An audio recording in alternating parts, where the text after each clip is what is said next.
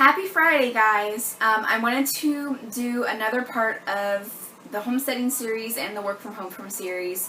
I'm not really going to label it part 2 because I've already recorded part 2, but I want to kind of keep it homesteading and the work from home together, so I'm not labeling it.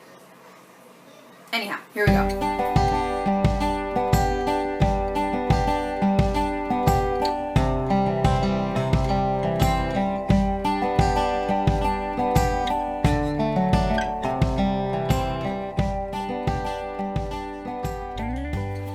So a lot of homesteaders, a lot of you guys, you're trying to find ways to make money on your homestead or off of your homestead. I think we all are. I think we all want to make some money, or at least get our money back that we've put into this homesteading journey. Now, there comes a time where you have to decide, are you actually making money? Are you making a profit? Or are you just breaking even or just getting back what you've put into your homestead? So for starters, you need to understand that if you're just selling eggs, you're probably not making a profit. You're probably only making enough money to cover the cost of feed. And that's awesome. That's great, because basically you're homesteading in that area for free, because it's an offset. But typically the rule of thumb I've found is, for the amount of eggs I'm getting, if I'm charging $4 to $5 for a dozen, then that amount per dozen is basically the amount of feed that I'm putting into my hens. So unless you're going to a farmer's market in the big city where you can charge $6 to $8 for a dozen eggs or something, which happens, let me tell you. Where I am, I'm in the Washington, D.C. metro area, is the biggest city near me. And so up there in Fairfax and D.C. and all that, people pay that for eggs. Now, I'm not going to travel up there and sell my eggs because that would be a waste of my gas money. But a lot of people who are selling eggs at those farmers markets are also selling other things like meat products, honey, soaps that they've made, all kinds of different things that they've really made it into a business. Now, I don't think that's what a lot of you are trying to do. I don't think you're trying to make your homestead into a business. I think you're just trying to find ways to make an extra income. So here's what I've discovered. Doesn't necessarily mean I'm doing it. I'm just being honest with you. I don't have a lot of time to spend on bringing in an income off of my homestead. That's not really technically why I got into this. I got into it because I wanted a better lifestyle for us. But if I can make money, and I have, then I will. So here are a couple of different things you can bring in income with your homestead. So the first thing would obviously be eggs. Everyone has chickens. I think every single homestead has chickens. If not, you're considering getting chickens. You can sell the eggs to those who want to eat them, obviously. Typically where I am in Virginia, you can sell a certain amount, as long as it's under, I think it's under 25 dozen a week is how much you can sell without having to be graded or inspected. I'm not getting 25 dozen a week. I'm probably getting 8 to 10 dozen a week. But, so, do check your law on that. But if you have a lot of chickens, and if they live in a healthy environment, then you're going to be getting lots of eggs, and you can sell lots of eggs. Do not shortchange yourself on eggs. In Virginia, it's between $4 and $5 a dozen. That's selling to our local communities. As I stated before, it's going to cost a little more if you go to the farmer's market. Not local farmers markets, but the bigger city farmers markets. The next step to that, which is where I have made more money and actually made a profit rather than breaking even, my moneymaker has been selling hatching eggs. So when we first started into the homesteading journey, I had purebred chickens, and I had them separated into different sides, of the coop and everything, and we were breeding them, and I could sell those as hatching eggs. At one point, we had Icelandic chickens, and I literally could not keep up with the demand of hatching eggs that that were being asked of us. And unfortunately, that didn't work out very well for us. The breed wasn't right for us by any means on our small property, so we ended up getting out of the ICs. But I encourage you, if you do want to sell hatching eggs or sell chicks, to look into that. Look into a breed that you like that is good for your area, but also look into breeds that no one has. So Barred Rocks, Rhode Island Reds, those are great, but we're not looking, your money isn't going to be made in hatchery style chicks. Your money is going to be made in purebred, more rare, or more better conformation than hatchery. So if you're going to hatch chicks or sell hatching eggs, you'll need to invest into good breeding stock. Good quality breeding stock, not hatchery birds. They are not good quality. Yes, they all lay eggs the same way, but when people are buying hatching eggs and chicks, they're coming to a breeder because they want good quality. So there's one moneymaker. The next option would be selling meat from your homestead. And each state has different laws. So you really, really, really need to check into your state's particular laws. Now, in the state of Virginia, we can sell up to 1,000 chickens, processed chickens, each year. That's not a lot in a year, but it could bring you in an additional income. Now, the good thing in the state of Virginia is that there's no limit on rabbit meat. And so I can sell as much rabbit meat from my homestead without having to be inspected in a year time period. So I can sell 100 rabbits, already processed, or I can sell 10,000 rabbits, and I don't have to be inspected by an FDA regulator. It's not that way with chickens. You can only sell 1,000 processed chickens from your homestead before you have to be regulated and inspected. We're not trying to do that here, but it's a great income if you can get into that. Now, I would say that rabbits are a little more economical to raise and sell processed than chickens are. Chickens are a little bit more expensive than the rabbits, and that's why we did not choose to go with chickens. We chose to go with rabbits. There are also other meat source options like grass-fed beef, pork, things like that. We actually buy a pork share. We have a friend who raises the pigs, and then she sells them by halves or wholes. And the way she has set that up is actually pretty brilliant, and a way that I always suggest to others who are interested in doing it for larger livestock. And this allows her to sell as much pork or even beef, if she were to raise it, as she wants to in a year, because she doesn't have to be inspected because of the way she does it. And so the way she does it is she charges by pound for herself. I think it's around $4 or $4.50 a pound. The pigs are sent off to slaughter, and she doesn't have to pay for that. She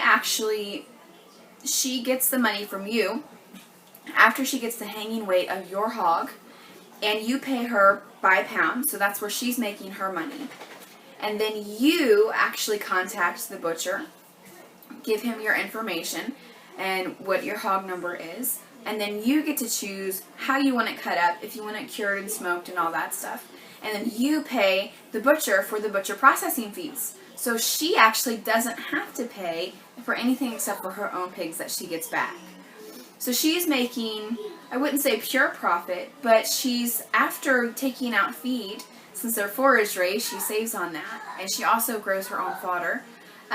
After she takes out the cost, she's making profit off of it, because she's not having to be regulated by the state, because since it's being processed in a state-regulated facility, she doesn't have to pay for, she's making profit off of this. So that's another thing to consider when you're raising meat. I don't think it's worth it for chickens or small animals, but it is definitely worth it for cattle and pigs and other large livestock. Another option is fresh milk. Now, in the state of Virginia, we have a raw milk law where you cannot outright buy raw milk. You can have a milk share or a herd share, and the way that that works is you buy into a herd for a very minimal fee, normally between like $20 and $50, and then you pay monthly to get raw milk. And so technically you own part of the herd, and so that's a good option if you have an abundance of milk. A lot of people are jumping on board that train. I would be jumping on board that train if I had goats, which are in my future. I know they are, but we just can't have them here where we are right now. So that's a plan for us in the future. I have a friend who raises goats, and she's looking into goat shares or milk shares now. And, you know, $15 for a gallon isn't unheard of for goat's milk. So there's another option for goat's milk, and, you know, the other things that come along with that, hard goat milk cheeses, the soaps and lotions and salves and things like that you can make with that. Another option is bartering. You can barter for a lot of things, and I know that's not technically an income, but we have bartered for so many things. You can barter for animals, you can barter for straw or hay, you can barter for chicken coops and rabbit hutches and services. I had one guy, actually, I should have taken him up on it, but I have a photography business, and so he said, well, what if you do pictures for my family, and then I come and I work on your homestead and do labor activity for you as long as you buy the materials. And I thought that's actually a really good idea, because my husband doesn't have a lot of time to build things. I have to ask him far in advance to build things for me. But we didn't take him up on the offer, but it's there. And so there are things like that that you can barter for that are really beneficial to your homestead and also beneficial to the other person. If you have a larger homestead, you can sell things like hay and straw if you can bale it and make it yourself. We have friends who do have larger homesteads, and they're able to, after keeping back what they need, they're able to sell it. And in Virginia, straw, good quality straw, is between $5 and $10 a square bale. And hay is about the same. It can go for a little more depending on what kind of hay. I have a child in the background. So there's another income maker for you. You also have your produce and food that you can sell from your homestead. Now, there are a lot of different laws according to state. Again, I cannot stress to you how important that is. Virginia is very different from a lot of other states. Virginia is a little bit more strict on certain things, but then at the same time, a lot more lenient on things as well. So I encourage you to check your state's particular laws. So you can sell produce at a farmer's market, or you can sell it directly from your homestead. If you have the room and you have the opportunity, you can even create your own CSA. That's a great plan because people pay you monthly and you give them what they need. And you can also add in your meat and eggs to that as well. So, but that takes a lot of work, and there are a lot of legalities behind that you'll need to check out. You can sell canned items. Again, check your laws as to which ones you can sell and how you can sell them. There are certain things in Virginia that we aren't allowed to sell because of the fear of botulism. And then there are other things like jams and jellies that are, we can sell. And so it just depends, make sure you're not going through loopholes that aren't there. Because if you do get caught, you can get in a lot of trouble, and I would hate to see anyone getting into lots of trouble for minimal amount of income. There are a lot of other ways that you can bring in an income on your homestead, but it also depends on your homestead, what you offer, how large or how small you are. There are some homesteads who are more business run. We are not more business run, but for those who are, sometimes they'll hold farm-to-table dinners to bring in an income to help support their CSA plans and to help support anything else that they have going on there. That's a big task to take on. For a small homestead like us, it wouldn't make any sense for us to do that, but that is an option out there. There are ways to save money, not necessarily bring in an income, but to save money. My friend Patera over at Appalachia's Homestead, she actually introduced me to tax breaks that you can get. So Patera was actually telling me that you can get a card or like a little slip from your county, and or is it your state? I can't remember. And you get a tax break. So whenever you go and buy feed or hay or something like that, you actually don't have to pay taxes on certain things. So that's a way to save money. Another way to save money is to grow your own fodder for your animals. So if you have rabbits, or even your chickens or pigs, there's lots of animals that can eat fodder. If you're growing it constantly, and you can make your own system, there's some pretty neat ones out there, then you can save money on that and growing your own feed and doing raw feed diets. So those are a few ways that I have made money here on my homestead.